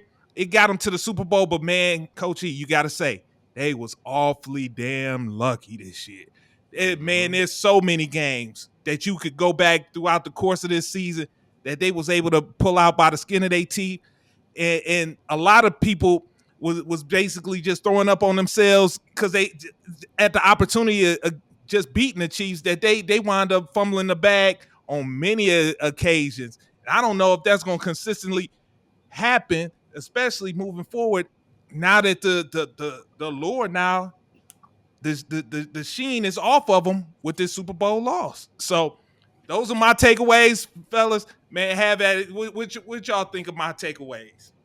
Yeah, I love it. yeah, there's nothing wrong with your takeaways at all. But the last part, they can absolutely retool. They just got to get younger at key positions. They already started that process with Worthy. You saw what kind of game Worthy had. He was the only one playing. Mahomes and Worthy and number 98, Wheaton, the defensive tackle for the Kansas City Chiefs. They was the only 3 people on that team playing their ass off. Everybody else was going through the motions. It seemed like they just expected the Eagles to lay down. That's the kind of attitude that I saw. And when it wasn't going the way that they thought it was going to go, they tucked tail when it was like 17-0. Before that pick six, they tucked tail. So they just got to get younger at those key positions. Yeah, you can keep Travis because he still got 1 year left on his contract, but you better believe you better be drafting a good tight end to take his place and also to learn from him and play with him so he can kind of mimic what he does, because that's the kind of player that Mahomes needs in order for him to be the Mahomes that we fell in love with and that we've seen dominating the league for years. And yes, like I said, Worthy, great young receiver. They need another running back. Pacheco, decent. He's not a starter in this NFL league. He's just not. He just happened to work out for them and what they've been doing in that offense for years, the 2 years that he's been starting. So Kareem is probably going to be done. So they got to get younger. And P. Ryan is definitely out of there. He's another running back. He's their 3rd running back, and he played a lot during the season. You can't rely on a guy like Retread. that. Yeah, retread. That's what I'm saying. Trez Like, is man, crazy, the man. Expendables, man. Yeah. A lot of those guys are done. Juju might be done. Hollywood Brown might be done. D-Hop might be done. So they just got to get younger. D-Hop just retired today. Yeah, that's what I'm saying. You got to get younger at those positions in order to He just rescinded that. Oh, he rescinded it? Yeah, he just rescinded it. He deleted the post. Oh, talking about, yeah. I just literally clicked on that. Niggas better figure it out. Pick a side. Yeah, he trying to figure it out. I think that's that Chiefs cockiness though. Like they like, well, we got Patrick, who everybody thinks is the GOAT, the faux GOAT, right? We got the faux GOAT, so we think we could throw some retread. Tires is crazy, Zian. The retreads, that's funny. We could throw out any retreads out there, and the faux GOAT gonna make it happen. Yeah, he got exposed. I mean, we might, you know how it is, when people get taped and they know what to do, they might keep that same formula and whoop on Patrick. The offensive line got exposed, not Patrick. Fogo. Let's just stop doing this. But that's what I'm saying. Injuries are a part of the game, though. It's not even injuries. But The offensive line just sucked. Oh, okay. Well, Joe yeah, Burrow that's what made I'm. it. Well, yeah, he lost too though. But Go you would ahead. have My thought fault. they would have taken care of that situation after the offensive line performance against the Tampa Bay Buccaneers in the Super Bowl. They thought they And did, here it is. but they didn't. You think that okay? They thought they That's Okay. because did they with the coach. guys that they had. That those were new guys that they brought in. Those two left tackles, though they brought in those guys to help fix that problem, but they didn't. They didn't live up to what they thought they was going to be.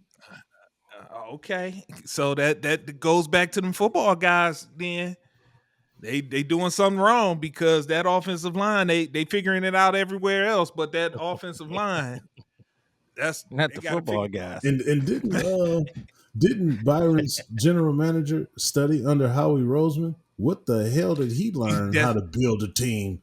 Because he didn't. He must have fell asleep boy. in class. Man. You beat me to it. Yes, I was about to say like so. You go ahead, man. Because I was like, you said you wanted football guys. I know you love the Philadelphia Eagles. I'm Yeah. like, man. So you loved how they built they roster. Our guy comes from that. That's something that I wanted to ask. Do you think? Because when we look at drafting with Andrew Berry, after the draft, we typically don't be like poo-pooing on his draft picks. Is it more so a development issue with the Browns, or is it actually the talent assessment? Because I know initially people will get excited about the actual draft picks, and then it's just what they do afterwards is the problem. So I think it might be a development issue inside the Browns organization. Zen, it's all three. It's Barry picking the wrong people, the lack of player development, and of course, everybody is going to get happy with the draft because they're Cleveland fans. It's the Browns. They're going to be like, oh, yeah, he's the guy that can help turn us around. We're going to be 10-5 this You year. gonna stop trashing the fans, man. You gonna stop Just this saying. madness. So Trashing the fans. Y'all play for the fans. it's I'm just saying. It's all three of them. It's the lack of Andrew Berry's knowledge of football and the lack of player development on the Browns staff or organization or both. And just whenever the Browns get brought up, fans just, hey, Myles, push mute or something, brother. I don't know what he doing over there. But yeah, He's preparing the Diddy drink over there. Oh, what are you doing? it's just the hype of the draft in the city that is starving for a winner. All right, and he did step away when I wanted to talk about this, get this off my chest about this halftime performance. Oh, we can still start it. I need I'm to here. hear this. All right. I need his There you Okay. go. Look, You he back. popped back up. I said the magic words. We threw trash in the Kansas City Chiefs. We threw trash in them, man. Is nothing else done back there? No, they Look, got their hands whooped. Okay. Yeah, it wasn't much there, man. Jalen Hurts, though, game manager. I'm glad you finally recognized that, Zen. Game manager, man. Guess that's enough to win. He ain't never threw for 4,000, threw for 2,900 this year. But we beat that dead horse. That's what I wanted to say to that. Jalen Hurts is elite. He's just at elite at what he does. Not saying he's an elite quarterback in the top 5. Just the way he plays his game, it's elite enough to get over the hump and then win that damn Super Bowl. Just like you said, the supporting cast helped, but if he was the player that he was, it wouldn't have worked. Elite enough. I'm confused by them statements, but I do want to get to the Kendrick. He's an elite athlete, and you got to respect his running ability, and he can make throws when he has to make the throws. So that makes him an elite at what he does because you got to respect it, and he just keeps you in limbo. 6 out of 10 ain't elite, but we'll say that for another day. Elite at what he does, not elite. Elite at what he does. Big difference.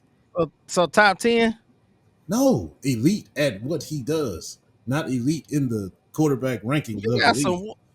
You got some watered down.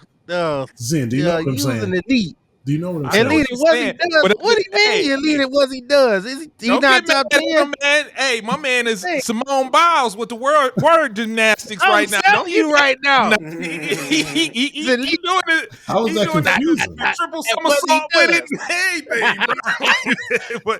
but Evan Curry Esquire. Go ahead, Esquire, man. nah, I Go get on. what he's Speak your saying though. speech, man. Literally just broke it down to a T. Yeah. So hey, I like that, man, because Brady is elite at what he does and elite, but Baker is elite at what he does. That's the Unbelievable. win. So Yeah. go ahead, man. Throwing All picks. right, man. I got you. I got you. All right. So let's talk about this halftime performance. All right, so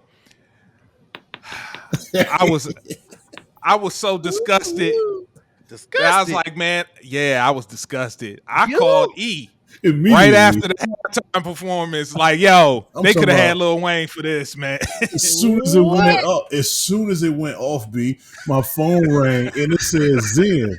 I immediately thought he was about to say, "Yo, that was a great performance. I Right. enjoyed it."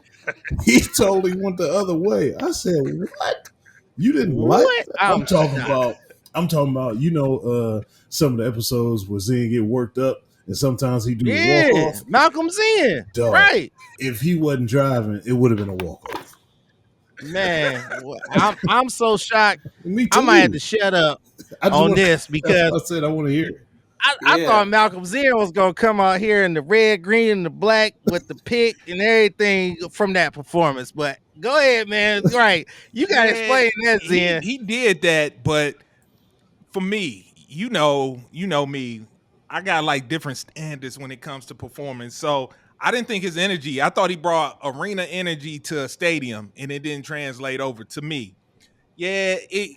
He sent me the videos or whatnot Yeah. of the subliminals and all this messaging. I'm like, man, if I got to do that much to enjoy your performance, I'm like, I'm out on that. I just Okay. need a good, solid performance.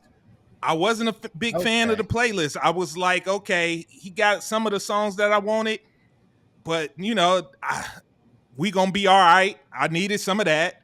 I didn't hear that. Think. No backseat freestyle. I'm Yeah. like, it was songs that I'm like was missing from that place. Then he went with this new album, which I ain't necessarily the biggest fan of, like that. It was a lot of songs off of that. I was like, then he tried to sneak in a song I had Mm-hmm. never heard of. I don't know. That's the Maybe debut. Yeah, that was the it was a debut. Yeah. debut. Yeah, that was debut. So Okay, I get you. I so get you. for me, I'm just like, nah. It was a lot of hype, but everybody's in love with him because what he did to Drake, and he continued to do to Drake throughout the course of that performance. But I'm like, for me, when I take a step back and look at it, it wasn't all that, man. It was So a you a wanted lot of them hype, and it didn't deliver for me. So to shut up and dribble, basically. I just don't need You all ain't want no that political extra. statement. Right. The Go ahead, Trump. political, it Say was it. cool. He was able to pull that off. That was cool. You get some Yeah. points there, but you know me, B. I like the energy. You keep always. I'm surprised from you, man. You always talk about how the young dudes bring the energy, and it wasn't that No, much. In but it's interesting you say that. So we on the same page there. Okay, I can see, especially you as a performer. These gentlemen don't know, but Zen as a performer, he was the hypest dude. I seen this dude pick up a mic stand and assault people with it in the first row because Whoa. this guy was just using it. Like, God, he went crazy. So from an energetic standpoint, because I found myself when I was in the moment, right? You come out, you like this. Then you like, then you kind of forcing it. Then you like, okay. Yeah. But because initially, right? Initially I expected Ra, but we was told a story by a Pulitzer Prize winning artist, Yeah. right? We was told a story with a message Yeah. and a diss all wrapped up in one from the initial when they showed the stadium looked like the button that Drake said he was about to push. It was all messages all throughout. Was the Super Bowl the right stage? He told you what he was about to do. He said the revolution is televised, wrong guy. Because it wasn't about to be rah-rah. The Sam Jackson told you it rah-rahs too much. So I get what you're saying, and I can respect that because you on this main stage. Is it the right place and time? Maybe. But the people is expecting hype. You was expecting hype. It's just like when we saw the Weeknd perform at the Super Bowl. I'm like, I can't get jiggy to this shit. But you want rah-rah. You want hype. You want to be hyped up at halftime. So I can respect that. So somebody help me understand, when has Kendrick ever been rah rah? Maybe I I'll missed tell it. Uh, you. I'll tell you. Yes. 2-3 years ago, Yes. man, his piece Yes. of the performance when he was with It was Dre, rah-rah. Yes. that was the most energetic piece of it. Yep. Like, I was just like, that right there, I was expecting that. I know he Mm-hmm. couldn't do it for 15 minutes or whatever, but I Right. was expecting more of that incorporated into it. It was a Right. little too smooth to me. I was I just give like, you one more, E. When he performed Radioactive Remix by Imagine Dragons. Like he get hype, even on the video, he come hitting that drum, boom, boom. Like he go crazy, he rapping like that. So yes, Kendrick can get hype. So why did y'all expect that for the whole performance? My I thing ain't saying is, for the whole. I mean, I said just, more of that incorporated in. There but was Yeah, why? none of that. It was missing 0%. You didn't it get was 0. 25% of it. You got none of that. But why would you want It to was do like he that? was expecting his dancers to provide that, I'll but tell you no, why. it gotta actually come from you, man. You So got like that's what The makes venue, a Beyonce. Like, man, it's that energy, man, and that charisma. it's the venue, the venue, E. You but expect that at a game. You don't expect them to play like that scissor song and some of them low, slow joints. You don't expect it at the venue. You at the Super Bowl, you at a football game. You there to get hype. no, no, no, no. First of all, let's distinguish a regular football game from the Super versus Bowl. Super Bowl. The fans that are at a regular football game are diehard fans that are ready for that. And yeah, you would do that to Right. them. Super Bowl, corporate. 60 to 70% of that audience are suits. The suits that we was talking about earlier with the tax time and stuff. Those are those guys. So Yeah, not only that, the Super Bowl is not really a football fan's place. It's for the rest of the world to congregate together, to get together and just have a party and just watch something on the TV. And everybody is waiting for that. So I see why he went the way he did. And I should have let y'all know immediately right off the bat. Me being a movie script writer myself, as soon as they showed Samuel L. Jackson, y'all should have known it was cinematic from that point on. So it had Yeah, to be definitely. something that couldn't go like this because it's only 15 minutes. So there's no point in going like this. You got to stay like this in order to throw out all of those messages that you were throwing out. And okay, they might not get it right then, but I guarantee that thing got so many views and stuff from people going back to see those messages, which it actually Yeah. worked. So that's the point of him doing that. I don't think he wanted to be out there and Ooh. with the rah rah and all that stuff. That's cool for certain situations and certain games or concerts, but this wasn't a concert. This was a performance to the That's world. right. But what you said, key word, was Super Bowl parties. Everybody's partying. They ready for the party of it. And you in New Orleans. New Orleans is famous for what? Party. Mardi Gras. It's no messages in Mardi Gras. It's a party. Everybody turned up. Everybody So, Super Bowl party. so Like that means everybody was there to hear the song, which is a party. No, I'm not saying you wrong because your assessment was 100% spot on. But I can understand and respect Zen's perspective too, because people are there for the party. They're there for the turn up. But he used it as a stage, right? He used it as a political platform, which was brilliant. But what you said is people had to go back, including myself, and watch it later to really get the messages yeah, because they were in party mode. It's the Super Bowl. We yeah, drunk, we ready to party. Ain't no game. Patrick Mahomes getting his ass whooped. Patrick Watson out there. We ready to party. You know what I'm saying? We ready to kick it, not sit here and get this political statement. So but most of us didn't get it until we went back and watched the video later. But that don't mean I Yeah. gotta dumb myself down. Man, let Myles in. Let Myles in, man. Come We on, freezing Mal. you out, man. Man, Look, we doing no, you like Bernie James right now. Come on no, in, man. no, Come on no. in, man. Don't break like Bronny. I agree with Zen, man, when he talked about he had the arena energy and he was at a stadium and it's a different type of energy. Now granted, I agree with Evan where it's like it's Kendrick, so you should know what to expect. Um, it's a it's a toss up, man, because on one hand, Mm-hmm. it's a toss up because I know Kendrick being like you said a Pulitzer winner, a very artistic person. It's so much behind it that you have to uncover, and it's sweet once you really put it into perspective. It's like, damn, that nigga really was fuck behind that, But also, when it's the Super Bowl, you do want to just be turned, you know. I think if I'm Kendrick, I came and I did what I needed to do, what I felt like I needed to do, because shit, they gave me the stage. I'm gonna do what I want. If Mm-hmm. Myles, who is a Kendrick fan, I was cool. I would say 7.5 out of 10, only because I feel like the first half of the track list could have been swapped out for some different ones. We could have did, backseat freestyle. Could have been money trees. Could have been uh uh Don't uh kill my vibe. could I have wish he been could have. my vibe. Could have been collard greens. Could have brought out schoolboy. It could have been. It could have been. Mm-hmm. It could have been a whole bunch of shit. I'm not really a man in the garden slash, super Well, he could have. introspective type of person during the Super Bowl. I get it, but it also is Kendrick. So It would have been nice if he'd have put in his verse from the like that joint. But that it didn't that fit. too, that too. But like that probably would have went crazy. I would have. I ain't gonna lie. Yeah. I'm not opposed to like that.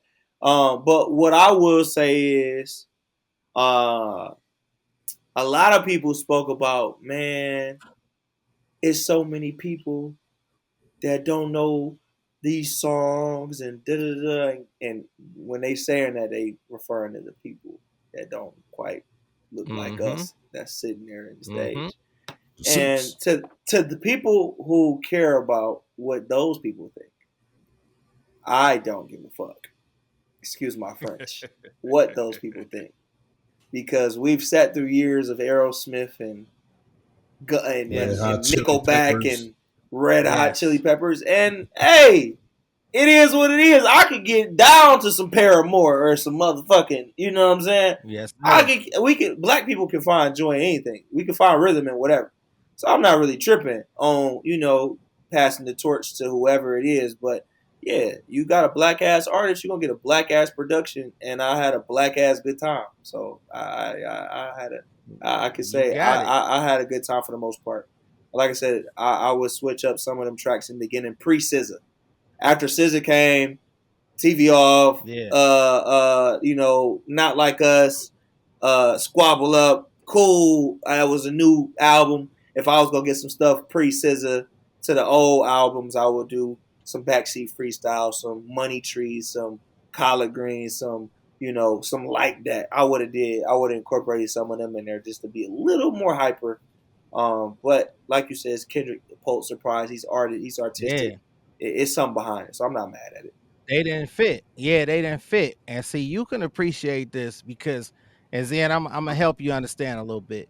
It's about playing the game, right? So black men like us, we get into corporate America, we have to play this game. We have to be not too threatening, but cool enough, but Mm-hmm. not too threatening. And that's what Sam Jackson was talking about. He was like, and Sam Jackson's funny they picked him because he playing roles like Django. Where I don't know if y'all saw Django, Yeah. where Absolutely. he was like, yeah, he was like, oh, don't upset Massa. Mm-hmm. But that's what it is. And that's what we have to do in corporate America every single Absolutely. day. We have to go in and they look like us. They look like E. They but they not like us. And in my opinion, I'm on the box. We the chosen. I'm sorry, whoever. I love y'all, but we the chosen. We come into any single arena, any single genre, any single sport, and we take it over easily. We take that joint over. So we come in and we come into corporate offices and they look at us and they like, when the nigga gonna show up? Can we get the nigga out? And that's what Sam Jackson. Whoa, you brought your homeboys to Duck One Life. Not too much. So for Kendrick to wrap that all in a diss track and all of the symbolism, it was brilliant. It was brilliant. It wasn't the right stage for the hype, but it was the world stage for him to pass this message. And that's what we deal with every single day in the corporate arena. Can I pose a question? Yes. Sure can. Okay. So we've now seen the climax of what arguably you could say is the most popular diss song ever to be created. Mm-hmm. I think we all can agree that there, right? This is the most Great successful diss track of all time. He's won 5 Grammys. He just made Mr. Taboo Timmons night right there with that, because he has been on that soapbox for a minute. Go ahead. It wasn't released. I'm not saying that it's the best, but commercially, yeah, it's undeniable. It's the greatest of all time. Where does Drake go from here? He doesn't. He got to, though. It's Drake. And thank you, B. He'll be around, but he won't have Drake. no impact. And that's got to. That's the same way I felt about when Zen was talking to J. Cole stuff. I still rock with J. Cole. Whatever he come out with, I'm still listening to it. I'm not about to get in my feelings because they going back and forth on tracks. I'm still a fan of Drake. So whatever Drake coming out with, I'm about to listen to it. So I don't care what they got going on. Trash, though. Why would it be trash, though?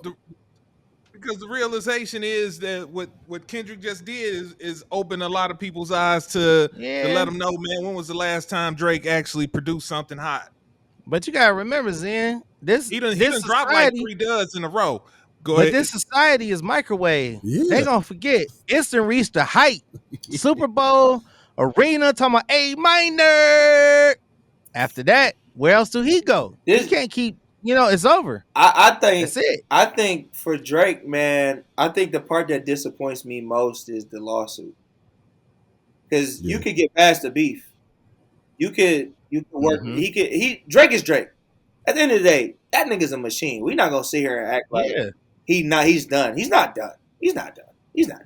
I don't think so either. He's gonna drop some music. People are gonna fuck with it. But now don't have that impact. The impact will not have the impact nowhere will be affected, in my opinion, because the machine won't be behind him like it was in the past.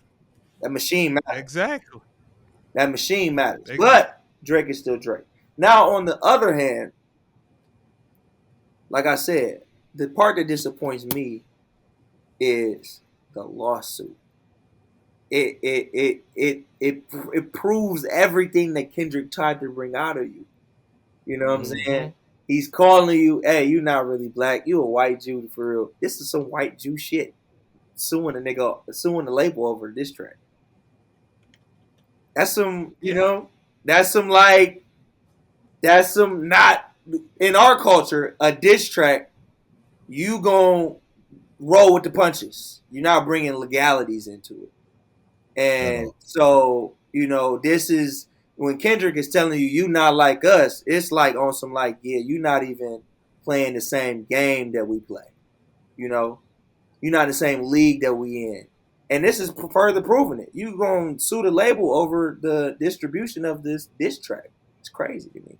That takes the substance out of the art. It's like, imagine Jay suing Nas's label. Imagine Big suing Death Row after Hit 'Em Up. Come on, man. I mean, but in technical lawyer terms, it is defamation of character, right? Which is all beefs. Is it? It's all beefs. I'm not justifying, but defamation of character mean I say something about you, you could say it's not true. Some of Kendrick stuff, he could say technically lawyer terms, hey, that's not true. I didn't do that. Or when I kissed a girl that was young, I didn't know. So it's not true. I'm not a pedophile. You say A minor. No, that's not true. It's defamation of character. It's soft with a capital T, as Zen and E say about Evan Mobley used to. But it's still technically defamation of character. So all Drake got to do, in my opinion, is just sit it out 2 months. I give people 2 months. People gonna remember, but are they still gonna be playing? Not like us. It's been to the Super Bowl. Does Kendrick keep promoting this? No, he's an artist. He's already gonna move on from this. And then the people are gonna forget come summertime. All Drake gotta do is come with a hard ass summer anthem. People gonna forget. Some people like Zen, they still gonna remember, but them ain't the people that's streaming Drake or buying Drake. Yeah, those the real So hip I think he'd hoppers. be okay. Those the real. Exactly. Them the real hip hop heads. those- Right. And we know that's not Drake fan base. No. The real hip hoppers. It's the poppies. Fact. You know what I mean? Okay, so E, you gonna take us out with the last word on this one? I'm still a Drake fan. I'm always a Kendrick fan. I'm still a J. Cole fan. It's all There music to you go. me. So come to your own Poppers. conclusions. It ain't changing me. I'm still gonna vibe out to whatever. I'm with you. All right. And on that note, fellas, hey, look, I didn't see the time. We're gonna have to figure some things out. All right. All right. So I hear that sound. So you know what that means, fellas. Good pod. Yes, sir. Money making Myles over here. Hey, appreciate you coming on the pod for us, big dog. Hey, man, appreciate you. I appreciate the invite back, man. It's always a good time, fellas. Evan, thank you again, as always, man. I love y'all. Appreciate y'all boys, man. And hey, y'all send me some people, man. I'll take care of you on the side, man. Send me some followers, man. I'll put some money in your pocket. Put some money in your pocket. Thank you, fellas. No doubt. Sir. No problem. All right, Coach E. Yes, Crip Zen. You got a post-game word for the people. Yes, I do. All right, ladies and gentlemen, gather around, take a knee. All eyes on me. Today's word is make your reality different. Let's make our reality different. Your reality doesn't have to match my reality. Just because we are from the same culture, we have been raised the same, that does not mean we have to have the same reality. So go ahead, expose yourself to different stuff to make your reality different. Everything you're exposed to is going to shape your reality. Everything you're not exposed to is going to shape your reality. So don't be scared. Be different. Make your reality different, because it's only going to help you in the end. It's only going to make you a better person. It's only going to make others around you make their reality different. They already think you changing. Oh yeah, I don't mess with him. He don't mess with me no more. He don't even talk the same. He don't even do the same stuff. We used to do this. We used to do that. That's when you know you achieved your goal of making your reality different. Don't worry about that stuff. It'll take care of itself. So do me a favor, do your friends a favor, do your family a favor, and make your reality different.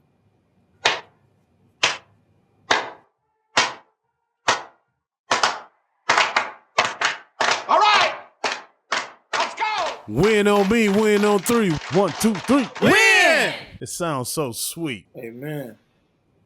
All right, ladies and gentlemen, thank you for listening to another classic episode, I believe, of Coach E Game for All Seasons. Myles, once again, thank you, little cuz, for coming through, blessing us the way you did. I received everything you said, and I'm going to pass it on. And Zen is still not happy about that damn halftime show. But it's all right. At all. He'll get over it in due time. With that being said, see you next week. Thank you for tuning in to Game for All Seasons with Coach E. Remember to hit the like or subscribe button on Coach E's YouTube channel. To listen on the go, download wherever you get your podcasts. Also, make sure to follow Coach E on Instagram, X, and TikTok at BigF216. Contact us at www.perfecttimefitness.com for one-on-one or group training sessions. Our theme music provided by Mr. Taboo Timmons on SoundCloud at Mr. Taboo Timmons. Once again, thanks for listening, and see you next week.